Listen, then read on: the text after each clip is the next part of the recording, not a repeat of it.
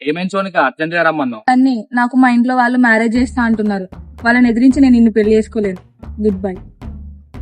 ఈ విషయంలో నాకెవరూ దిక్కులేరు, ఆ కాటేరమ్మే దిక్కు. మేమిద్దరం ఎప్పటిలాగే కలిసి ఉండి మాకు ఎలాగైనా పెళ్లి జరగాలని చెప్పేసి ఆ కాటేరమ్మకి గట్టిగా మొక్కుకొని ముడుపు కట్టిన బాయ్. ఇక్కడ మీకు కనిపిస్తున్న మర్రి చెట్టు 300 సంవత్సరాల చరిత్ర గల మర్రి చెట్టు. మనకి ఏ సమస్య ఉన్నా ఇక్కడ మొక్కుకొని ముడుపు కడితే అది 100% తీరుతుంది. అంతేకాదు ఇక్కడ నిమ్మకాయ దిష్టి తీపించుకొని దాన్ని తొక్కడం వల్ల మన పైన దిష్టి మొత్తం పోతుంది. ఇక్కడ అమ్మవారిని నమ్మి ఆ ముడుపులను నమ్మి భారీ ఎత్తున భక్తులు ఎప్పటికీ వస్తూనే ఉంటారు. ఇక్కడికి వచ్చిన భక్తులందరికీ భారీ ఎత్తున అన్నదానం కూడా జరుగుతుంది. మీరు ఇక్కడికి రావడానికి కారణం ఏంటి?